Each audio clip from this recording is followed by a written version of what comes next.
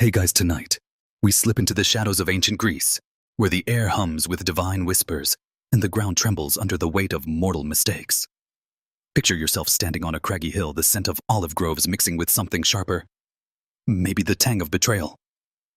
The stars above burn cold, and far below, in a realm of endless gloom, a man named Tantalus reaches for fruit that dances just out of reach. His story, a slow burn of hubris and hunger, isn't one you'll escape unscathed. Honestly, you probably won't survive this level of cosmic pettiness. So before you get comfortable, take a moment to like the video and subscribe, but only if you genuinely enjoy what I do here. Drop a comment with your location and local time. I'm curious where you're listening from as we unravel this myth. Now dim the lights, maybe turn on a fan for that soft background hum, and let's ease into tonight's journey together. You're not on that hill anymore. The world shifts and you're ankle deep in a sluggish, icy stream, the kind that numbs your toes in seconds. Above you, branches sag with plump figs and glossy apples, their colors so vivid they seem to pulse. You reach up, stomach growling, but the branches twist away, leaves rustling like a snicker. The water too slinks back when you bend to drink, leaving cracked mud under your fingertips. This is Tantalus's world, his eternal time out in Tartarus, where desire meets denial in a loop that never quits. You're just visiting, but he's been here forever, or close enough. His crime? Let's just say he rolled the dice with the gods and lost spectacularly. Tantalus wasn't always this pathetic. Once he was a king, a big shot in ancient Lydia, rubbing elbows with Zeus himself. The mainstream fact here is straight out of the myths. Tantalus was a mortal favored by the gods, invited to their golden feasts on Mount Olympus. That's not a small deal. Imagine getting a VIP pass to a party where the catering is ambrosia and the guest list includes Athena. But favor like that comes with a catch, and Tantalus, well, he didn't read the fine print. His punishment, this endless tease of fruit and water, is one of the most famous in Greek mythology, a cosmic poster child for don't test the gods. It's so iconic that his name gives us the word tantalize. Yeah, every time you're aching for something just out of reach, you're channeling this guy. But there's an odd detail. Most skip over something that makes his torment weirder. The water doesn't just recede, it moves with purpose, almost alive. Some ancient poets like Pindar describe it as fleeing Tantalus, as if the stream has a grudge. Picture it, your parched throat like sandpaper, and the water doesn't just sit there. It slithers away, mocking you with every ripple. It's not enough for the gods to deny him. They make the elements themselves his enemies. This isn't just punishment, it's performance art. Zeus directing a cruel little play with Tantalus as the star. Why the extra flair? Maybe the gods wanted to flex their creativity, or maybe they just really hated him. You're still in the stream, by the way, and it's colder now. The air carries a faint whine, like distant wind through bones. Tantalus is close, though you can't see him yet. His silhouette flickers against the cavern wall, all sharp angles and desperation. You wonder what he did to earn this. The myths don't fully agree. Some believe he stole divine secrets, spilling Olympian gossip to mortals like a tabloid leak. Others argue he tested the gods' omniscience, a move so bold it's almost admirable. The scholarly shrug here is classic. Was Tantalus a thief or a skeptic? Nobody knows, but either way, he misjudged his audience. The gods don't like being fact-checked. Let's linger on that stream for a second. You crouch, fingers grazing the surface, and it pulls back, leaving your hand dusty. It's not just water. It's a mirror of Tantalus' life.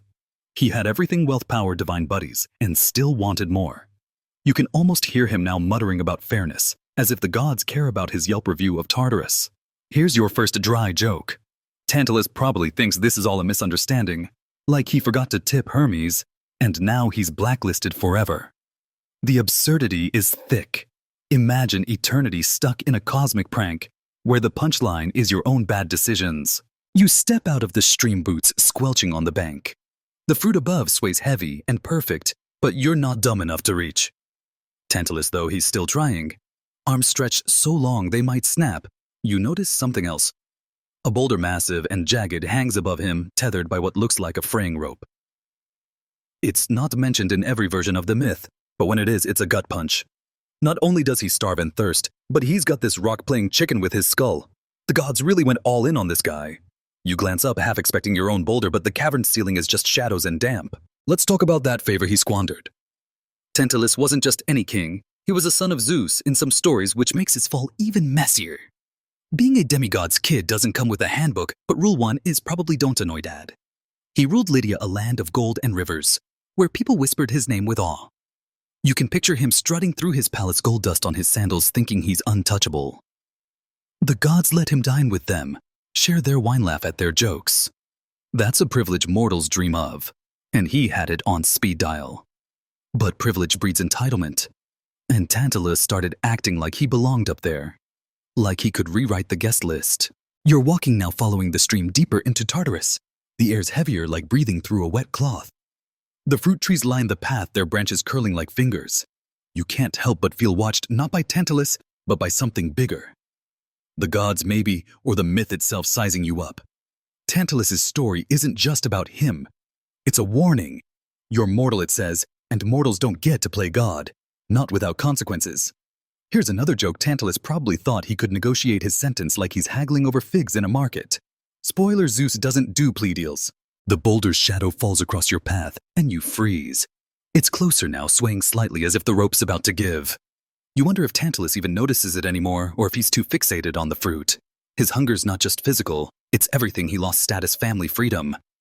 You can almost sympathize, but then you remember what he did. The myths are cagey about the details. But they all agree on one thing: Tantalus crossed a line so bad the gods didn't just punish him, they made him a spectacle. You're not sure you want to know the specifics yet, but the cavern's walls seem to whisper it, their echoes sharp and accusing. You keep moving, the stream gurgling behind you. Tantalus's form is clearer now. Gaunt eyes like pits, hands clawing at the air. He doesn't see you, doesn't care. His world is fruit water and that damn boulder. You're just a ghost in his story, but you feel the weight of it the way his choices ripple outward. The Greeks loved stories like this, tales that remind you to stay in your lane. Tantalus didn't, and now he's the universe's favorite cautionary tale.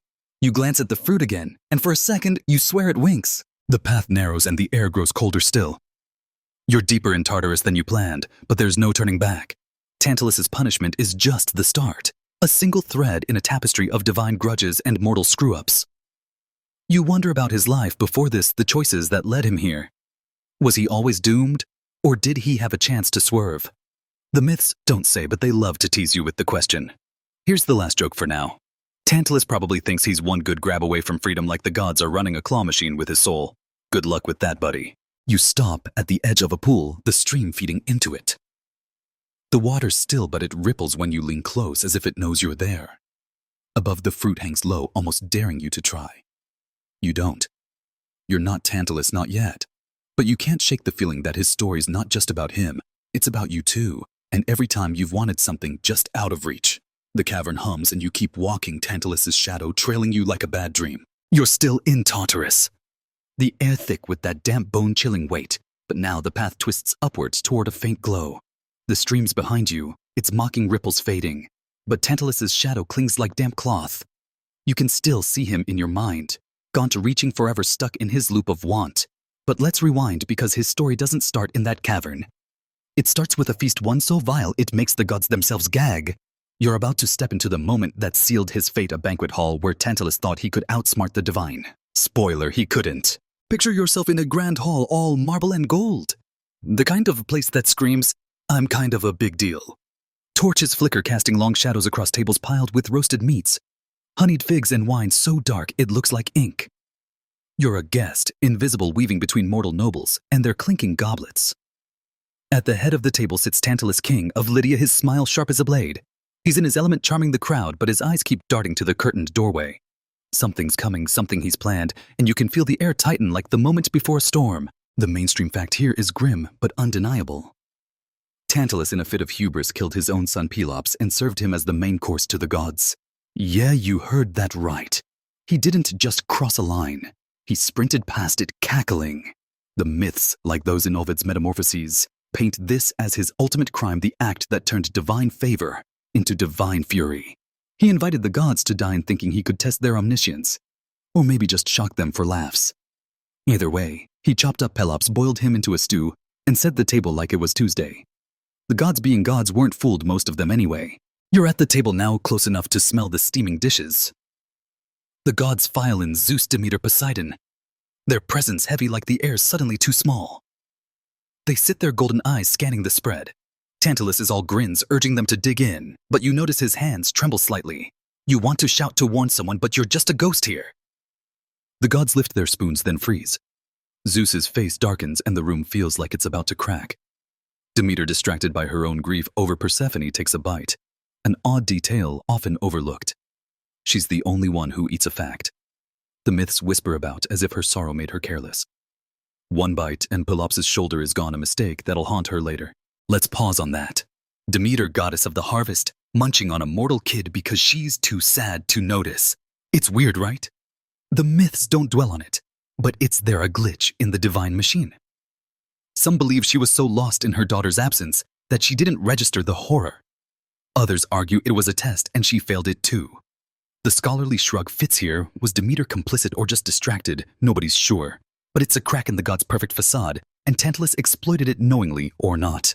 You step back, the hall's warmth fading as the god's anger rises. Zeus stands, his voice low, but shaking the walls. You don't hear the words, but you feel them: rage, betrayal, disgust. Tantalus's smile falters, and for the first time, he looks small. Here's your first dry joke. Tantalus probably thought he'd get a Michelin star for creativity, but the gods don't do Yelp reviews. They do vengeance. The feast is over, the nobles scattering like roaches, and you're left with the stench of burned offerings and bad choices. You move closer to the table where Pelops's remains lie, a grim puzzle the gods refuse to touch. But they don't abandon him. Zeus, in a rare moment of mercy, orders Pelops restored. The gods piece him back together like a divine IKEA project, and Hephaestus crafts an ivory shoulder to replace the one Demeter ate. It's a bizarre fix, but it works. Pelops lives again, whole but marked, a walking reminder of his father's madness. You can't help but stare at that ivory shoulder gleaming under the torchlight. It's not just a patch. It's a warning, a sign that even the gods' fixes come with scars. The hall empties, but you linger watching Tantalus. He's alone now, the god's gone, his plan in ruins. You wonder what he was thinking. Was it a test to see if the gods could spot the trick, a power play to prove he was their equal, or just a sick whim born of too much wine and ego? The myths don't say, but they love to dangle the question. You can almost hear him now muttering excuses to the empty room, as if the gods might change their minds. Joke number 2. Tantalus probably thought he could spin this as a cultural misunderstanding, like he just misread the divine dress code. You step outside, the night air sharp against your skin. The palace looms behind you, its glow dimming as if the god's departure sucked out its soul. Pelops is alive, but Tantalus's fate is sealed. You can feel it, the weight of divine judgment settling like dust. The myths say Zeus didn't just curse Tantalus. He made sure everyone knew why. This wasn't a private scolding, it was a spectacle, a story to echo through generations. You glance back at the hall, imagining the whispers already spreading. Tantalus, the king, who thought he could fool the gods. You're walking now away from the palace toward a darker path. The stars are gone, swallowed by a sky that feels too close. You're heading back to Tartarus, but not yet. First, you need to understand the fallout. Pelops' revival isn't the end, it's the start of a cursed legacy, one that'll tangle his family for centuries. You can still smell the feast, the mix of spices and betrayal, and it clings to you like guilt. Tantalus's crime wasn't just about Pelops, it was about trust, or the lack of it. He broke the sacred bond between mortal and divine, and the gods don't forgive that. The path dips, and you're in a grove. The trees heavy with fruit that reminds you of Tartarus. You don't reach for it. You're not that dumb, but you feel the pull. The same hunger Tantalus must have felt for power. His feast wasn't just a meal. It was a statement. He wanted to be more than a guest at the god's table. He wanted to set it. Here's the third joke. Tantalus probably pitched this as dinner and a show, but the gods weren't laughing. They were plotting. You keep moving, the grove thinning as the ground turns rocky. Tartarus waits, and Tantalus is there reaching for fruit he'll never taste. But you're not ready to face him again. You're still stuck on Pelops, on that ivory shoulder, on the god's strange mercy. Why save the son but damn the father? Maybe it's balance, or maybe it's cruelty, letting Pelops live to carry the shame. The myths love these twists, these half-answers that leave you circling. You can hear the feast hall's echoes, the clatter of dropped goblets, Zeus's voice like thunder. The air grows colder, and you're at the edge of a cliff, Tartarus yawning below. You can't see Tantalus yet, but you know he's down there trapped in his loop. His crime, that hideous feast, is why he's there.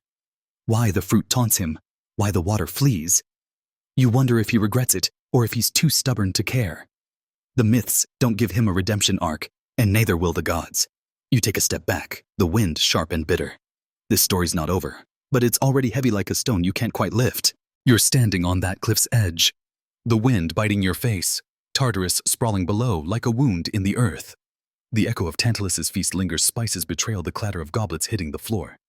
You can still see Pelops' ivory shoulder gleaming in the torchlight, a boy pieced back together but forever marked. Now the story shifts. You're not in the palace anymore, nor the grove with its too perfect fruit. You're in the gods' council high on Olympus, where the air crackles with divine rage. Tantalus' stunt serving his son to test their omniscience has pushed them past irritation into full-on wrath. You're about to witness what happens when immortals decide to make an example of a mortal. The scene forms around you, clouds swirling like spun gold marble columns, stretching into a sky too bright to look at. You're invisible again. A speck among the gods, their voices booming like thunder trapped in a bottle. Zeus sits at the center, his throne carved from Storm's eyes burning with a fury that makes your knees wobble.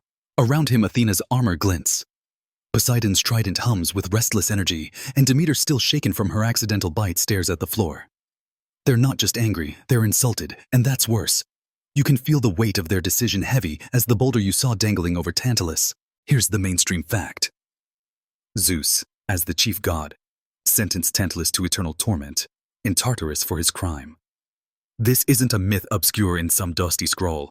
It's a cornerstone of Greek storytelling from Homer to Ovid. Tantalus's punishment, starving beneath unreachable fruit, thirsting by receding water, was Zeus's way of saying, mortals know your place. It's not just about justice. It's about power, about reminding every king, shepherd, and poet that the gods don't play games they can't win. Zeus's verdict was unanimous save for Demeter's silence, and it set Tantalus as the gold standard for divine payback. You shift closer, the clouds cold against your skin. The gods are debating, but it's less a discussion and more a venting session. Poseidon slams his trident, ranting about mortal arrogance. Athena, cool as ever, suggests a punishment that stings forever. You catch a glimpse of Hades lurking at the edge, his smile thin and sharp. He knows where Tantalus is headed. But there's an odd detail, one the myths don't always highlight. The gods didn't just punish Tantalus. They erased his legacy. His city, Cypris, was said to crumble, its rivers drying up as if the earth itself rejected him. It's not enough to torment the man. They want his name to taste like ash in mortal mouths. That's the kind of pettiness only gods can afford. You're trying to stay still, but the air pulses with their voices. Zeus speaks, and it's like the world holds its breath. He describes the punishment, a stream that flees fruit that dances away a boulder to keep Tantalus on edge. You can almost see it forming in his mind, a tableau of misery so perfect, it's almost art. But here's the scholarly shrug. Why this specific torment? Some believe it mirrors Tantalus's crime, offering forbidden sustenance to the gods, so now he's denied it forever. Others argue it's random, a divine whim, Zeus, flexing his imagination like a poet with a grudge. The truth. Lost in the fog of myth. But it feels personal, like Tantalus hit a nerve. You blink and you're no longer on Olympus. You're in a vast, shadowed hall, the kind that smells of damp stone and regret. This is the edge of Tartarus, where the gods' verdict takes shape. You see Tantalus, not yet the gaunt figure from before, but still recognizable, proud jaw eyes, darting like he's planning his next move. He's being led by shades, their hands like smoke toward the stream you know too well. He doesn't beg or scream. He just watches as if he can talk his way out of this. Here's your first dry joke. Tantalus probably thinks he's getting a timeout, like Zeus will call him back for dessert. Sorry, buddy, this is the main course. The shades vanish and Tantalus is alone. You watch as he notices the fruit figs, pomegranates, apples all ripe to bursting. His stomach growls loud in the silence and he reaches. The branches lift just enough and you see his face twist. He tries again and again, each time more desperate. You want to look away, but you can't. The stream's next its surface glinting like a promise. He kneels, lips cracked, but the water slips back, leaving mud that sticks to his fingers. You feel it too, the ache, the tease, the way hope curdles into despair. This isn't just punishment. It's a lesson etched into his bones. You step back, the hall's walls closing in. The boulder appears above, massive, its shadow swallowing Tantalus's form. It sways, the rope creaking, and he glances up just once. You wonder if he understands yet, if he sees the god's signature in every detail. The fruit, the water, the rock, they're not random. They're mirrors reflecting his greed, his betrayal, his need to be more than he was. You're not sure if you pity him or not. He's a fool, but a bold one, and there's something almost tragic in that. You're moving now, the hall fading into a tunnel. Its walls slick with moss. The air's heavier, the silence broken only by the distant drip of water. You're deeper in Tartarus, closer to where Tantalus will spend eternity. You can still hear Zeus's voice, that thunderous verdict, and it makes you shiver. The gods don't just punish. They create, turning Tantalus's life into a story that'll outlast him. You glance back, half expecting to see him, but there's only darkness. Joke number 2. Tantalus probably thinks he can appeal to a higher court, but in Tartarus, Zeus is the judge, jury, and interior decorator. The tunnel opens into a cavern, and there's the stream again, sluggish and sly. The fruit trees are back, their branches curling like they're in on the joke. You don't see Tantalus, but you feel him, his presence woven into the air. This is his domain now, his forever. You wonder what the gods said after they sentenced him. Did they laugh? Or did they just move on, another mortal checked off the list? The myths don't care about their feelings, only their actions, and those actions are brutal in their clarity. You keep walking, the cavern stretching on. The boulder's shadow flickers on the wall, a reminder of the god's thoroughness. You're starting to understand Tantalus, or at least his mistake. He thought he was special, a mortal who could sit at the god's table and not just eat but serve. That kind of arrogance doesn't fade. It festers, and now it's all he has left. You're not him, but you feel the echo the times you've reached for something too big, too bright. The cavern hums and you keep moving, the stream gurgling like it's laughing. The path dips and you're closer to the heart of Tartarus. You can't shake the image of Zeus' face that moment when he stood and the world shook. The god's wrath isn't just anger. It's architecture building a punishment that's as eternal as they are. Tantalus is their masterpiece, a mortal broken not by pain, but by want. You glance at the fruit swaying just out of reach. It's tempting, but you're smarter than that. Or so you hope. Last joke, Tantalus probably thinks he's one good stretch away from a snack like Tartarus is just a really strict gym. You stop the stream pooling at your feet. It doesn't flee, not from you, but you don't trust it.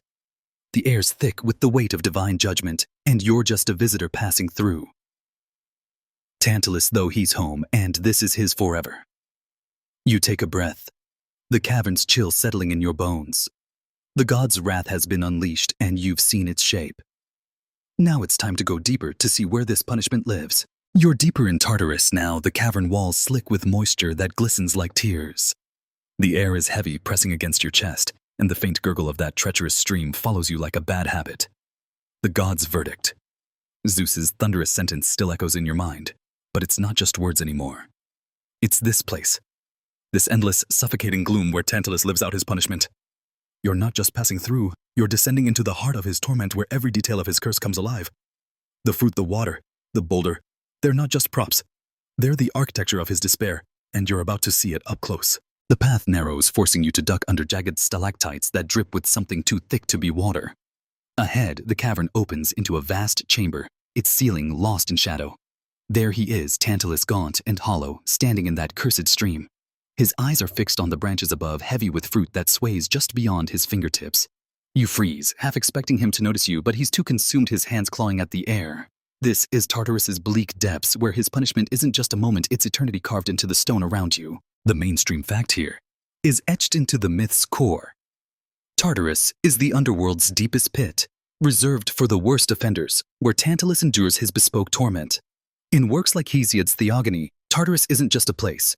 It's a prison for titans and mortals who dare to defy the gods. Tantalus' spot here with his fruit and water routine is a headline act, a punishment so vivid, it's practically a tourist attraction for shades. The Greeks saw Tartarus as a cosmic basement where the gods stashed their mistakes, and Tantalus is its poster child for ever reaching, forever denied. You step closer, the stream's chill biting your ankles. Tantalus doesn't see you, doesn't care. His lips move, maybe cursing, maybe pleading, but the sound is swallowed by the cavern's hum. There's an odd detail, one the myths don't always linger on. The fruit isn't random. It's specific: figs, apples, pomegranates, the same kind Tantalus once feasted on as a king. The gods didn't just pick any tree. They tailored this torment to his memories, making every unreachable bite a callback to his mortal excess. It's like they raided his pantry for inspiration, turning his favorite snacks into his worst nightmare. That's not just cruel. It's personal, a reminder of the feast he'll never taste again. You're close enough now to see the strain in his arms, the way his fingers tremble as they graze the air. The branches sway almost playful, and you feel a pang of something, pity maybe, or just unease. The water's worse, though. You watch as he kneels, his throat so dry you can almost hear it crack. The stream retreats, not fast, but deliberate, like it's savoring his desperation. You try to imagine what it's like to be this close to relief and have it slip away every time. Here's the scholarly shrug: why fruit and water? Some believe it symbolizes Tantalus's greed, his hunger for divine power he couldn't have. Others argue it's simpler, just the gods twisting the knife with life's basics: food, drink, survival. The truth probably both, or neither, lost in the myth's murky depths. You shift your weight and the stream ripples as if it knows you're there. Tantalus doesn't notice, but you feel exposed, like the cavern itself is watching. Above him, the boulder looms, its shadow pooling around his feet. It's massive, rough-hewn, and the rope holding it looks like it could snap any second. You wonder if he's numb to it by now, or if every creak makes his heart lurch. The boulder's not in every version of the myth, but when it's mentioned, it's a gut punch adding dread to his already miserable setup. First dry joke, Tantalus probably thinks the boulder's just a bad landlord always threatening to drop in unannounced. You circle him keeping your distance. The cavern's walls are carved with faint shapes, faces maybe, or scenes from other punishments. You spot Sisyphus in the distance, his own eternal workout with that rolling stone, and it hits you. Tartarus is a gallery of failure, each soul a warning sign. Tantalus, though, he's special. His punishment isn't labor or pain. It's want pure and unending. You can almost taste it the way the air hums with his hunger. The fruit gleams so ripe it's almost obscene, and you have to remind yourself not to reach. You're not him, but the temptations there a whisper in your bones. Let's linger on the cavern itself. It's not just a backdrop. It's alive or close enough. The walls pulse faintly like a heartbeat, and the stream's gurgle sounds too much like laughter. You notice the ground under Tantalus is worn smooth, as if his endless pacing has polished it. How long has he been here? Years. Millennia time doesn't work right in Tartarus, bending and stretching until it's meaningless. You imagine him at the start, maybe defiant, thinking he'd outsmart this too. Now he's just motion, a machine of need and denial. You wonder if he remembers Pelops, the feast the gods' faces, when they realized what he'd done. You're moving again, following the stream's curve. The fruit trees line the path, their branches curling like they're beckoning you. You don't trust them, not after seeing Tantalus's struggle. The boulder's shadow follows too, a reminder of the god's thoroughness. You can still hear Zeus's voice, that verdict, and it makes you shiver. This place isn't just a prison. It's a statement, a divine don't try this at home. Tantalus's crime serving his son, testing the gods, earned him this. But you're starting to see the bigger picture. It's not just about him. It's about order, about mortals staying in their lane. You pause, the stream pooling at your feet. It doesn't flee from you, but you don't test it. The air's thicker now, carrying a faint metallic tang like blood or rust. You glance at Tantalus, still reaching, still failing. His face is a mask of want, but there's something else, stubbornness maybe, or just exhaustion. Here's the second joke. Tantalus probably thinks he's one good lunge away from a fruit salad, like the gods are running a cosmic obstacle course. The absurdity's almost funny until you remember he's been at it forever. The cavern stretches on its walls, closing in. You notice other shades now flickering at the edges. Other souls, other stories, but none as vivid as Tantalus's. His punishment is front and center, a spectacle even here. You wonder what the other damned think of him. Do they pity him, or do they scoff knowing their own torments? The myths don't say, but you imagine whispers. Shades trading gossip about the king who thought he could outwit Zeus. You keep walking, the stream's laughter fading behind you. You're deeper in Tartarus than ever, the light dimmer, the air colder. The fruit trees are sparser now, but their presence lingers, a reminder of Tantalus's curse. You can't shake the image of him, that endless reach, the way the water mocks him. It's not just punishment. It's theater, the gods directing a tragedy with no curtain call. You feel it too, the weight of this place, the way it presses on your thoughts. Last joke, Tantalus probably thinks Tartarus has a suggestion box, like he can request better fruit. Good luck with that. You stop at a fork in the path, the stream splitting in two. One way leads deeper toward shadows you can't name. The other curves back toward Tantalus's chamber. You choose the latter, not ready to leave him behind. His story's not done, and neither is yours. The cavern hums, and you keep moving, the boulder's creak echoing in your ears. Tartarus has shown you its depths, but Tantalus's punishment is more than a place, it's a mirror reflecting what happens when you reach too far. You're back in Tantalus's chamber, the cavern's damp chill seeping into your bones. The stream gurgles at your feet, sly and restless, while above those cursed fruit trees dangle their bounty. Figs, apples, pomegranates, each one a perfect, unreachable lie. Tantalus is still here, of course, his gaunt frame locked in that endless reach, fingers grazing air as the branches sway just out of grasp.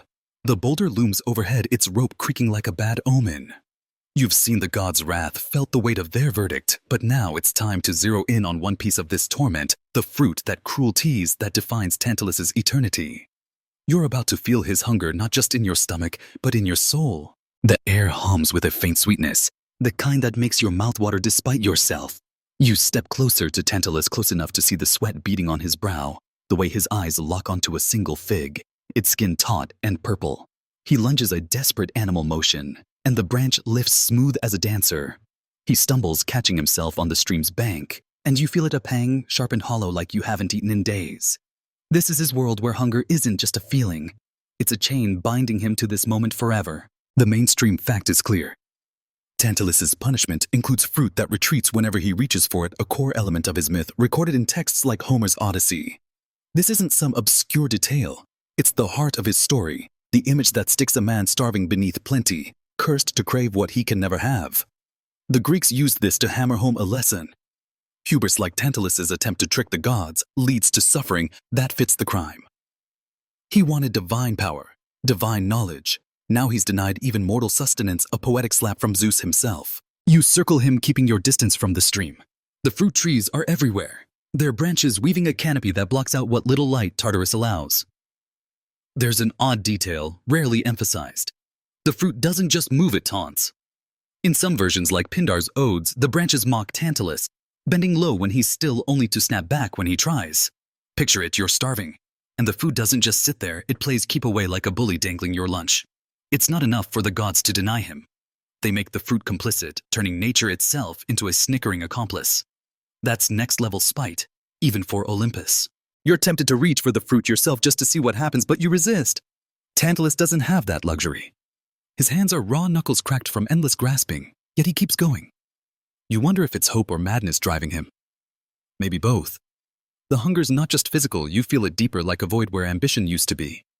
Tantalus wanted to be more than mortal, to sit at the gods' table as an equal. Now every fig is a reminder of what he lost. Every apple a jab at his pride. Here's the scholarly shrug, why fruit specifically? Some believe it echoes the ambrosia he tasted on Olympus, a divine treat he'll never deserve again. Others argue it's simpler, just life's basics twisted into torture.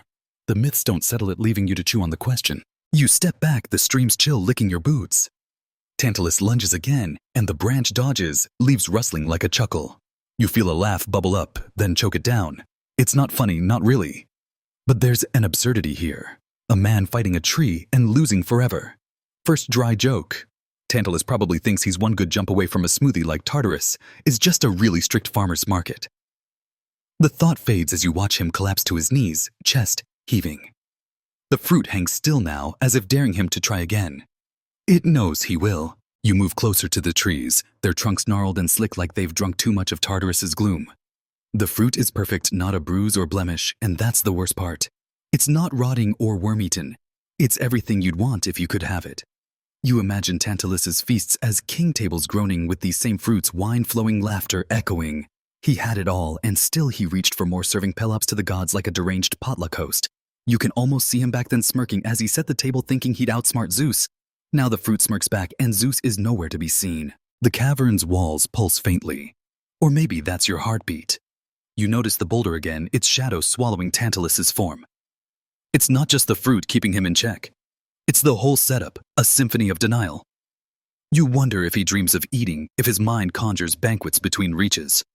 The myths don't say, but you imagine his thoughts are as trapped as he is, circling the same wants, the same regrets. You feel it too, a tug not for fruit, but for something you can't name. Success maybe, or just peace. Tantalus's hunger is a mirror, and it's not flattering. You're walking now, skirting the stream's edge. The fruit trees followed, their branches curling like they're watching. You can't shake the feeling that this place is alive, every leaf and ripple part of the god's design. Tantalus is the star, but the set is just as cruel. You glance at him, still reaching, still failing. His face is a mask of want, but there's a flicker, anger maybe, or defiance. He's not broken, not completely. That's what makes it worse. Second joke. Tantalus probably thinks he's training for the Tartarus Olympics gold medal in fruitless effort. The cavern doesn't laugh, but it hums low and steady. You stop at a tree, its branches low enough to touch. The figs are so close you can smell them, sweet and earthy. You don't reach, you're not Tantalus, but you understand the pull. It's not just food, it's everything. He was everything he wanted. King Demigod's son, guest of Olympus, he had it all and threw it away for a stunt. You wonder if he regrets it, or if regret is too small for this place. The myths love his punishment, not his feelings. But you can't help imagining his mind a loop of what-ifs as endless as his reach. The stream curves away, and you follow it, leaving Tantalus behind for now. The fruit trees thin, but their presence lingers, a reminder of his curse. You can still see him in your mind, that desperate lunge, the branch's sly retreat. It's not just a punishment. It's a story one the gods want told. You feel the weight of it, the way it clings like damp air. Last joke. Tantalus probably thinks the fruit's just shy, like it'll come around if he asks nicely. The stream gurgles, and you keep moving, the cavern's hum fading into silence. You're deeper in Tartarus, the light dimmer, the air colder. The fruit's tease is only half the story. There's the water too, and it's waiting. You can hear it now, a faint trickle mocking in its own way. Tantalus's hunger is your guide, But it's not just his. It's yours too every time you've wanted something just out of reach. The cavern closes in, and you take a breath, steadying yourself. The fruit has shown you its game. Now it's time to face the stream's crueler dance. You're still in Tartarus, the cavern's walls pressing closer, their slick surfaces catching what little light dares to linger. The fruit trees are behind you now, their taunting branches a memory, but the air still carries that faint sweetness, a cruel aftertaste. The stream is your focus, its sluggish flow weaving through the chamber like a vein. You hear it before you see it, a gurgle that's too deliberate, too alive. Tantalus is nearby, his gaunt form hunched by the water's edge, lips cracked and trembling as he leans forward. This is the other half of his torment, the water that flees mocking his thirst with every retreating ripple. You're about to feel his despair, the kind that claws deeper than hunger ever could. You step closer, the ground soft and treacherous underfoot. Tantalus kneels, hands cupped, eyes fixed on the stream's surface. It's clear, almost inviting, reflecting the cavern's faint glow, like a mirror. He dips his hands, and the water pulls back not fast, but with a sly grace, leaving only mud that clings to his fingers. He tries again faster, and the stream retreats further, its ripples curling like a smirk. You feel it, a dry ache in your throat, a tightness that makes you swallow hard. This isn't just thirst. It's betrayal, the world itself saying no in the cruelest way possible. The mainstream fact is woven into the myth's fabric. Tantalus's punishment includes a stream that recedes whenever he tries to drink, a detail as iconic as the fruit etched in works like Homer's Odyssey. This eternal thirst, paired with his unreachable food, is Zeus's masterstroke, a punishment that turns life's necessities into torture. The Greeks saw this as justice, a mirror to Tantalus's crime, serving forbidden flesh to the gods. So now he's denied sustenance forever. It's not just about suffering, it's about irony, the gods crafting a penalty that echoes his hubris with brutal precision. You're close enough to see the desperation in Tantalus's movements, the way his hands shake as he reaches again. The water's retreat isn't random, it's choreographed. Each ripple, a step in a dance he'll never win. There's an odd detail often glossed over: the stream doesn't just flee, it teases. In some accounts, like those in Pindar's poetry, the water plays with Tantalus, pooling close when he's still, only to vanish when he moves. Imagine it, your parched tongue like leather, and the water waits glinting until you commit, then slinks away like it's laughing. The gods didn't just curse him. They gave the stream a personality, a vindictive streak that makes his torment a performance. That's not punishment. It's pettiness with a divine budget. You kneel beside him, careful not to touch the water. Your throat's dry now, or maybe it's just the cavern's air thick with despair. Tantalus doesn't see you, doesn't care. His world is the stream, the faint splash of its retreat, the mud that mocks his efforts. You wonder what thirst like this does to a man, not just to his body, but to his mind. The myths don't dwell on his thoughts, but you imagine them endless loops of want, memories of wine-soaked feasts of rivers he once drank from without a second thought. Here's the scholarly shrug. Why water as a torment? Some believe it reflects Tantalus's betrayal, offering the gods something tainted, so now purity flees him.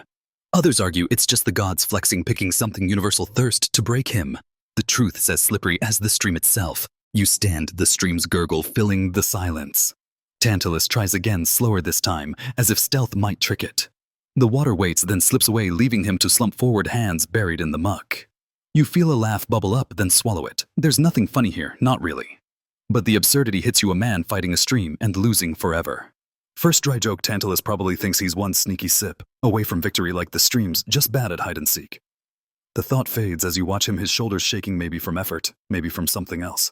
You move along the bank, keeping the stream in sight.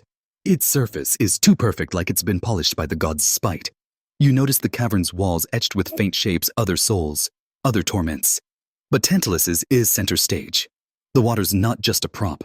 It's a character as cruel as the fruit trees, as deliberate as the boulder overhead. You glance up, and there it is, swaying slightly, its shadow pooling around Tantalus like a warning. The stream, the fruit, the rock, they're a trinity of denial, each one a verse in the gods' grim hymn. You're walking now, the stream guiding you deeper. The air's colder, carrying a faint tang like salt or sorrow. You can still see Tantalus in your mind, that futile reach, the water's sly retreat. You wonder if he remembers his life before this, the rivers of Lydia, the goblets he drained without a care. As king, he had everything: wealth, power, divine favor, and still he wanted more, serving Pelops to the gods like a twisted offering. You can almost picture him smirking as he planned it, thinking he'd outwit Zeus. Now the stream smirks back, and Zeus is just a memory, his verdict carved into this place. The cavern narrows, the walls closing in. You notice the stream's path is worn as if Tantalus's endless kneeling has shaped it. How long has he been here, chasing water that hates him? Time's a blur in Tartarus, stretching like a bad dream. You imagine him at the start, maybe defiant, thinking he'd find a loophole. Now, he's just motion, a machine of thirst and failure. Second joke. Tantalus probably thinks the stream's just shy, like it'll let him drink, if he asks politely. The cavern doesn't laugh, but its hum feels like a reply, low and mocking. You stop at a bend in the stream where it pools briefly before flowing on. The water's still almost daring you to try. You're not Tantalus, but you feel the pull, the same ache that drives him. It's not just water. It's everything he lost, everything he reached for. King son of Zeus, guest of the gods, he was so close to greatness, and now he's this, a shadow chasing ripples. You wonder if he regrets it or if regret's too small for Tartarus. The myths don't give him a voice, but you hear it anyway, a whisper of if only drowned by the stream's gurgle. The path widens and you're moving again, the stream's laughter fading. The boulder's shadow lingers, a reminder of the god's thoroughness. You can still hear Zeus's verdict, that thunderous sentence, and it makes you shiver. This isn't just a punishment. It's a story, one the gods want told. You feel its weight, the way it clings like wet stone. Last joke, Tantalus probably thinks he can sweet-talk the stream, like it's just playing hard to get. The stream disagrees, and you keep walking, the cavern's chill settling deeper. You're at the edge of the chamber now, the stream curving into shadow. Tantalus is behind you, still kneeling, still failing. His thirst is your guide, but it's not just his. It's yours too. Every time you've chased something that slipped away. The cavern hums, and you take a breath, steadying yourself. The water's shown you its game. Now it's time to step back, to see Tantalus not as a prisoner, but as a man before the gods made him a myth. You've left Tantalus behind for now, his desperate silhouette fading as the cavern's shadows swallow him. The stream's mocking gurgle lingers in your ears, but you're not in Tartarus anymore. The air shifts warmer, laced with the scent of sun-baked earth and olive oil. You're in ancient Lydia, long before the god's wrath, where Tantalus wasn't a myth, but a man, a king, a son of Zeus, a mortal drunk on divine favor. The fruit and water are distant now. This is about who he was, the life he lived before he thought he could outsmart Olympus. You're about to walk his golden streets, see the world through his eyes, and maybe understand why he risked it all. You're standing in a bustling marketplace, dust swirling around your sandals. Merchants hawk figs and wine, their voices sharp over the clatter of carts. Palaces loom in the distance, their marble walls gleaming under a relentless sun. This is Sipylus, Tantalus city, a hub of wealth and whispers. You spot him, not gaunt but radiant, his cloak heavy with gold threads, striding through the crowd like he owns the air itself. People bow not out of fear but awe. He's not just a king. He's a story, a man who dines with gods. You follow invisible as he moves toward his palace, the weight of his ambition trailing like a shadow. The mainstream fact is straightforward. Tantalus was a favored mortal, invited to feast with the gods on Mount Olympus, a privilege rare, even in myth. Texts like Pindar's Odes confirm this, painting him as a king of Lydia, possibly a son of Zeus, granted access to divine banquets. This wasn't just a seat at the table. It was a glimpse into immortality, a taste of ambrosia most mortals could only dream of. But favor like that is a tightrope, and Tantalus walked it with a swagger that made the gods' eyes narrow. His life was golden, but gold melts under pressure, and he was about to feel the heat. You're inside the palace now, its halls cool and echoing. Mosaics of gods and heroes line the walls, their eyes seeming to follow Tantalus as he passes. Servants scatter, carrying trays of pomegranates and wine, and you catch a glimpse of his throne, carved oak inlaid with ivory, a nod to the divine company he keeps. He sits one leg crossed, listening to a poet recite tales of heroes. But his smile is tight, his fingers drumming. You sense it. He's restless, hungry for something beyond this. The odd detail here is subtle but telling.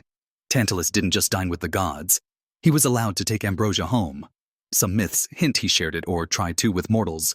A divine party favor turned into a dangerous flex. That's not just bold, it's reckless, like sneaking a spark from a bonfire. You move closer, catching the glint in his eyes. He's not content to be a guest. He wants to be a peer, a god in mortal skin. You can almost hear his thoughts, a mix of pride and calculation. He's Zeus's son, or so the whispers say. Doesn't that make him special?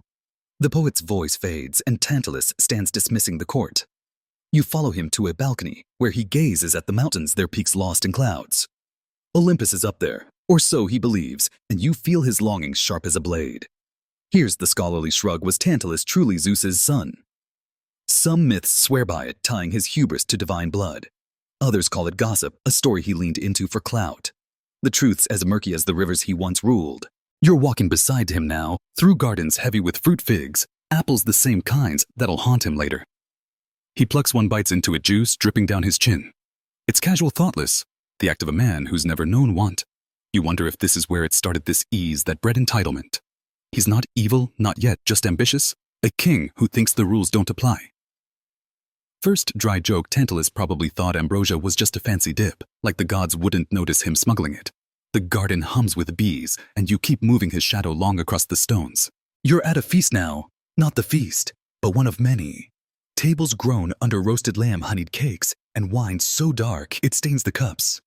Tantalus is the sun here, laughing, toasting, his voice carrying over the lyre's strum. Nobles hang on his words, but you notice something. He's watching them, gauging their awe. He tells a story of Olympus, of Zeus's laughter, Athena's wit, and the crowd gasps. You realize he's not just sharing, he's performing, building his myth. The god's favor isn't enough. He wants mortals to see him as divine too. You feel a chill, not from the air, but from the weight of his need. You step outside, the night air sharp with jasmine. Tantalus follows alone now, staring at the stars. You can almost see his mind working, plotting. He's been to Olympus, tasted immortality, and it's not enough. He wants more knowledge, power, a seat at the head of the table. You remember the fruit in Tartarus, the stream that flees and it clicks. His punishment isn't random. It's this moment stretched forever, his hunger for greatness turned against him. You wonder if he senses it, the cliff he's approaching. Probably not. He's too busy dreaming of gods. You're moving again through Sipylus's streets, past temples where priests burn offerings to Zeus. Tantalus doesn't pray. You notice he nods like he's equals with the divine. The city loves him, but there's a tension, a whisper of unease. His wealth comes from gold-rich rivers, his power from divine favor, but both feel fragile, like a song that could end. Second joke: Tantalus probably thought he could invoice Zeus for the banquet, like the gods owe him for the vibes. The streets grow quiet, and you're at the palace gates, the mountains looming beyond. You pause, the city's glow fading. Tantalus is back inside, planning, scheming. You see Pelops in the distance, a boy with his father's jaw, unaware of the role he'll play. The myths don't linger on Tantalus's mortal life, but it's here in these golden days that his fall begins.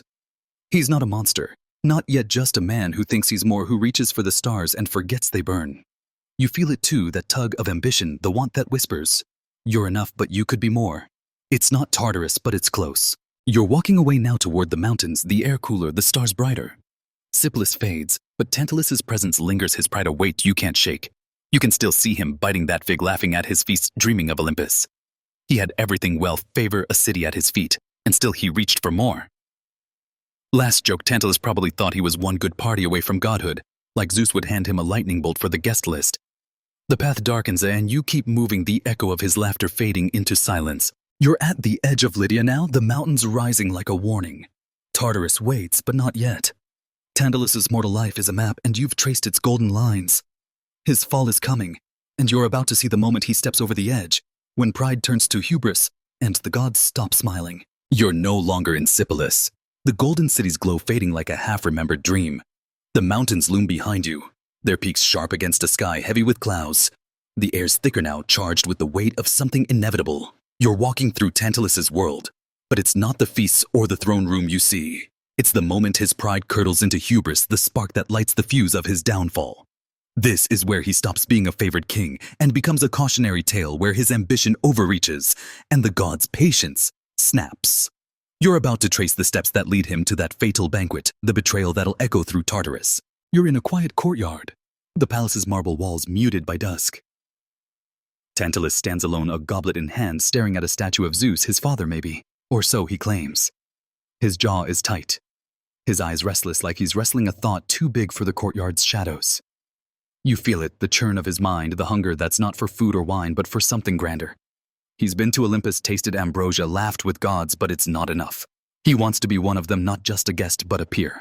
You're invisible, a ghost at his side, watching the man unravel himself. The mainstream fact is stark: Tantalus's hubris led him to betray the gods most infamously by serving his son, Pelops, as a feast to test their omniscience. This is no minor detail, it's the myth's backbone recounted in Ovid's Metamorphoses and other ancient texts. His crime wasn't just the act but the intent to challenge the gods to prove he could outwit them. Whether he thought they wouldn't notice or wanted to flaunt his audacity, he crossed a line no mortal could uncross. This hubris born of divine favor and unchecked ego is what sends him to Tartarus, where fruit and water mock his overreach. You step closer. The courtyard's tiles cool underfoot. Tantalus drains his goblet, tossing it aside with a clatter. He mutters something too low to catch, but you sense the defiance in it. There's an odd detail, often buried in the myth's margins. Before the feast, Tantalus stole from the gods. Some stories, like those in later Greek scholia, say he took ambrosia, or nectar divine sustenance, and shared it with mortals, or planned to. It's not the main crime, but it's a prelude, a sign of his growing recklessness. Picture him slipping a flask of nectar under his cloak like a kid sneaking candy thinking Zeus wouldn't notice. That's not just bold, it's a declaration of war on divine order. You follow him now through the palace's winding halls. Servants bow, but he barely sees them, his mind elsewhere. You catch glimpses of his life: golden plates, silk tapestries, a harpist playing for no one. It's opulent, but it feels hollow, like a stage set for a play he's rewriting. He's planning something, you realize, something bigger than ambrosia theft. The scholarly shrug fits here what drove Tantalus to this point. Some believe it was divine blood, the arrogance of a demigod's son. Others argue it was envy, a mortal chafing at the god's superiority. The myths don't pin it down, leaving you to sift through his motives like ashes. You're in a smaller chamber now, lit by flickering torches. Tantalus is with a few trusted advisors, their voices low. They're talking about the gods, about a banquet, about testing something. You strain to hear, but the words are vague, cloaked in euphemisms. Tantalus's smile is sharp, almost manic, and you feel a chill. He's not just scheming, he's committed, already past the point of return. Here's the first dry joke. Tantalus probably thought he was pitching a divine reality show. Guess the stew with Zeus as the star judge. The advisors look uneasy, but they nod, and you know what's coming even if they don't. You step back, the chamber's air stifling. You see Pelops in the distance, a boy playing with a wooden sword, oblivious to his father's plans. The sight twists something in you. Tantalus isn't just risking himself. He's gambling his son, his legacy. You want to shout, to shake him, but you're just a shadow here. He moves to another room where preparations are underway. Knives, sharpened cauldrons, steaming, a menu taking shape. It's not explicit, not yet, but you feel the horror creeping in the line he's about to cross. His hubris isn't just pride. It's blindness, a refusal to see the gods as anything but equals he can trick. You're outside again, the night air sharp with cedar. Tantalus is alone, staring at the stars, his face unreadable. You wonder what he's thinking. Does he believe he'll win, that the gods will laugh and clap him on the back? Or is there a flicker of doubt, a whisper he ignores? The myths don't say, but you imagine his mind a storm of ambition and delusion. He's not a monster, not in his own eyes, just a man chasing greatness, willing to pay any price. You remember the fruit in Tartarus, the stream that flees, and it's clear his punishment is this moment, frozen and stretched, his reach for godhood turned into eternal want. You're walking now, away from the palace, toward a grove where the god's presence feels closer. The trees are heavy with fruit figs, pomegranates, the same ones that'll taunt him later. You don't touch them, but you feel their pull, a reminder of Tantalus's greed. He's back at the palace finalizing his plan, but you're here tracing the path of his hubris. Second joke! Tantalus probably thought he could charm the gods with his cooking, like Zeus would ask for seconds. The grove is quiet, but the air hums, as if Olympus is watching, waiting for him to fall. You move deeper into the grove, the stars fading behind branches. You see flashes of Tantalus's past feasts, with the gods, his laughter echoing in golden halls, Zeus's hand on his shoulder. It's intoxicating, that closeness to power, and you understand why he pushed. But there's a line, and he's sprinting toward it, blind to the drop. The banquet is coming, the one that'll end him, and you can almost hear the knives, the fire. The gods gasps when they see what he's done. You feel sick, not from the act, but from the inevitability, the way hubris builds its own trap. You're at the grove's edge now, the palace a distant glow. Tantalus's hubris is a weight not just on him, but on you. A reminder of every time you've overreached, chased something too big. The myths love this moment, the pivot from favor to fall, and you're living it step by step. Last joke, Tantalus probably thought he'd get a divine promotion, like the gods were hiring for a mortal with guts. The air grows colder and you keep moving, the grove giving way to shadows. You're heading back toward Tartarus, but not yet. The banquet looms, and with it the consequences, not just for Tantalus, but for his family, his city, his name. You take a breath, the weight of his choices settling like dust. His hubris has a shape now, a path you've walked, and it leads nowhere good. You're standing at the edge of that shadowed grove, the palace's distant glow, barely a flicker now. The air is heavy with the scent of cedar, and something sharper, regret maybe, or the faint tang of a story turning sour. Tantalus's hubris, that reckless reach for godhood, still hums in your bones. But now the focus shifts. His crime-serving Pelops to the gods didn't just damn him.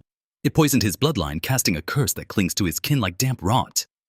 You're about to follow the ripples of his betrayal, tracing how his family inherits not just his name, but his doom. This is no longer about one man's mistake. It's about a legacy that chokes generations. You're walking through a new scene. Not Tartarus or Sipylus, but a windswept plain where a young man stands, his cloak snapping in the breeze. It's Pelops grown now, his ivory shoulder catching the sunlight like a scar that won't fade. He's no longer the boy carved up by his father, but he's not free. You can see it in his eyes, a wariness that wasn't there before. The gods restored him, pieced him together like a broken vase. But the cracks remain. You're invisible, trailing him as he moves toward a city. Pisa, not Lydia, where his future waits, tangled in the threads of Tantalus's sin. The mainstream fact is grim but central. Tantalus's crime cursed his descendants, launching the house of Atreus into a cycle of violence and tragedy that defines Greek myth.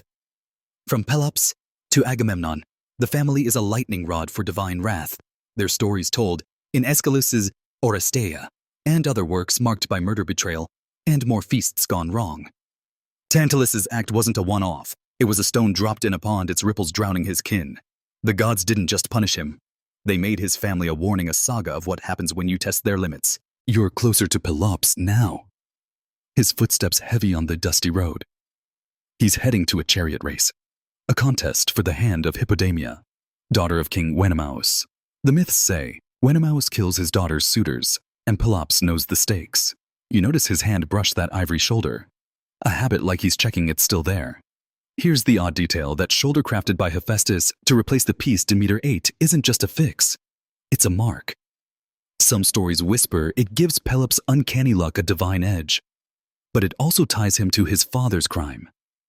Every time he feels its smooth, unnatural surface, he's reminded of Tantalus, of the banquet that broke the world. It's not just a scar, it's a brand, and the gods won't let him forget. You're at the racetrack now, the air thick with sweat and horseflesh. Pelops is calm, too calm, as he inspects his chariot. You sense a plan forming, something darker than skill. The myths confirm it. Pelops bribes Wenemaus's charioteer Myrtilus to sabotage the king's chariot, ensuring victory, but at a cost. The race is brutal. Wheels shatter, Wenemaus dies, and Pelops wins Hippodamia. But Myrtilus demands a reward, and when Pelops betrays him, tossing him into the sea, the curse kicks in. Myrtilus's dying words call down doom on Pelops's line, and you feel it, a chill that's not from the wind. Here's the scholarly shrug. Did Pelops inherit Tantalus's arrogance, or was he doomed by the gods' design? Some see him as a schemer, others as a pawn in a divine trap. The myths don't choose leaving you to weigh his guilt. You step back, the racetrack fading into dust. Pelops is king now, his sons, Atreus and Thyestes, growing in his shadow. You're in a new city, Mycenae, where the curse festers. The brothers fight not just for power, but survival. Their lives a twisted echo of Tantalus's feast. Atreus, in a move that screams family tradition, kills Thyestes' sons and serves them at a banquet. You're there, invisible, as Thyestes eats unaware, the air thick with the same horror you felt in Tantalus's hall. The gods watch silent, their verdict from Olympus still shaping this bloodline. First dry joke: the family reunion menu clearly needs work unless surprise stew is a tradition. The absurdity stings. But it's real. Tantalus's crime lives in his sons, their hands as stained as his. You're moving again through Mycenae's stone halls where tapestries hide the ghosts of old feasts. Atreus' son, Agamemnon, is a boy now playing with a wooden spear. You know his story: king warrior doomed to sacrifice his daughter Iphigenia, then die at his wife's hand. The curse doesn't skip a beat, each generation a new verse in Tantalus's song. You feel it, the weight of inevitability, like a boulder you can't push back. You remember that rock in Tartarus swaying over Tantalus, and wonder if it's here too invisible, but crushing. The family's doomed not by chance, but designed the gods, ensuring no one escapes the original sin. You're outside now on a hill overlooking Mycenae. The wind carries the scent of blood. Or maybe that's your imagination. Pelops is old, his ivory shoulder a pale glint under his cloak. He knows the curse you think, or at least suspects it. His victories. Hippodamia, the throne, feel hollow, tainted by Myrtilus's curse and his father's shadow. You wonder if he hates Tantalus, or if he understands him, a son chasing greatness only to find it cursed. Second joke. Pelops probably thinks the gods owe him a refund, like he didn't sign up for this family plan. The hill is quiet, but the air hums, as if the curse is whispering its next move. You're walking away, the city shrinking behind you. The myths love this family. Their tragedies a mirror for mortal flaws, ambition, betrayal. The hunger for more. You see flashes of Tantalus's feast, Pelops' race, Atreus' grim banquet, each one a link in a chain that doesn't break. The gods didn't just punish Tantalus. They made his blood a story, a warning carved in flesh. You feel it too, the echo of wanting too much, of reaching past your place. It's not Tartarus, but it's close, a shadow that follows you like guilt. You're at the edge of the plain now, the mountains rising like a wall. Tartarus waits, but not yet. You've seen the family's curse its roots in Tantalus's pride, its branches choking his kin. The air grows colder, and you keep moving the weight of their doom, settling like dust. Last joke, the house of Atreus probably thinks they're just unlucky, like the gods keep misdialing their curse. The path darkens, and you take a breath, ready to unravel the myths themselves, to sift through the stories that keep Tantalus alive. You're standing on that windswept plain, Mycenae's stone walls fading into the haze behind you. The weight of Tantalus's cursed legacy. Pelops scheming, Atreus's grim feasts. Agamemnon's looming doom clings like dust on your skin. But the scene shifts now, pulling you away from the blood-soaked house of Atreus and into a quieter, murkier realm. You're no longer tracing Tantalus's family. You're digging into the myths themselves, the tangled stories that keep his name alive. This is about origins, about how his tale was born, shaped and twisted through centuries of whispers, poems, and half-truths. You're about to sift through the fog of ancient Greece, where facts blur and Tantalus becomes more than a man. He becomes a warning. You're in a dimly lit room, the air thick with papyrus and ink. Around you, poets and scribes hunch over scrolls, their voices a low hum as they recite tales of gods and mortals. The walls are stacked with clay tablets, some cracked, others pristine, each one a fragment of a story. You're invisible, a ghost among storytellers. And Tantalus's name floats through the room like a moth. This isn't Sypolis or Tartarus, it's Athens maybe, or a temple archive where myths are woven into the culture's bones. You're here to unravel Tantalus's story, to find its roots in the chaos of oral tradition and early texts. The mainstream fact is foundational. Tantalus's myth, including his crime and punishment, appears in some of the earliest Greek literature, notably Homer's Odyssey and Pindar's Odes dating back to the 8th and 5th centuries BCE. These texts cement his story, serving Pelops to the gods, suffering in Tartarus with fruit and water just out of reach as a cultural touchstone. The Greeks didn't just tell his tale for thrills. It was a moral anchor, a reminder of hubris's cost. His punishment, vivid and eternal, was a narrative tool shaping how mortals viewed their place under the gods' gaze. You move closer to a scribe, his stylus, scratching out lines on a scroll. He's copying a passage about Tantalus, describing the stream that flees and the boulder overhead. But there's an odd detail, one that catches your eye. Not every version agrees on his crime. In some fragments, Tantalus steals ambrosia or nectar, sharing divine secrets with mortals. In others, he spills Olympian gossip, leaking Zeus's plans like a disloyal courtier. The Pelops feast is the dominant story. But these variants swirl, each one a thread in a tapestry that's fraying at the edges. It's as if the Greeks couldn't decide what made Tantalus so bad, just that he was, and the gods made him pay. That inconsistency is the myth's strange heartbeat, a puzzle no one fully solves. Oh, one. You step back, the room's hum fading. The scribes don't notice the contradictions, or maybe they don't care. Myths aren't history. They're stories bending to fit the teller's need. You feel it, the weight of Tantalus's name, not as a man, but as a symbol. Here's the scholarly shrug. What was Tantalus's true crime? Some argue the feast was a later addition, a grisly flourish to amplify his hubris. Others insist it's the core, with ambrosia theft or gossip, as warm-up acts. The truth is lost, buried in oral tales that predate Homer, leaving you to pick through shadows for answers. You're outside now, in a moonlit agora where a poet performs for a crowd. His voice rises, painting Tantalus in Tartarus, the fruit swaying, the water retreating. The listeners gasp, some nodding, others whispering their own versions. You catch snippets. Someone swears Tantalus was a Phrygian, not a Lydian. Another claims he mocked Demeter's grief. It's a mess, but it's alive, the myth shifting with every telling. First dry joke, Tantalus probably wishes he could sue for libel, like these poets are tanking his Yelp rating. The crowd laughs at the poet's flourish, but you feel a chill. The story's power isn't in its facts, but its grip. You're walking again through a temple courtyard, where priests burn offerings to Zeus. A statue of the god looms, its eyes cold, and you remember Tantalus's claim, son of Zeus. Or so he said. That detail, too, is shaky. Some texts embrace it, tying his arrogance to divine blood. Others skip it, making him just a bold mortal. You see flashes of his life, feasts with gods, gold-dusted sandals, a smirk as he planned his betrayal. But which parts are true? The myths don't care, weaving him into a cautionary tale that outlives his city. You feel the ground shift as if Tartarus is close, its shadows creeping into the courtyard.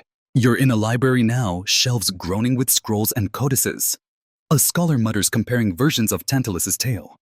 One scroll says, the boulder was added later, a dramatic twist by poets like Pindar. Another insists, Demeter ate Pelops' shoulder on purpose, not by mistake. You want to shake the scholar, demand a straight answer, but you know there isn't one. The myths are a river carrying bits of truth and debris alike. Second joke. Tantalus probably thinks he's a literary star like Tartarus is just a bad book tour. The library's quiet, but the air hums as if the stories are whispering to each other. You step outside, the night air sharp with salt. You're near the sea waves crashing against cliffs, and you see Tantalus's face in your mind. Not the gaunt prisoner, but the king laughing at an Olympian feast.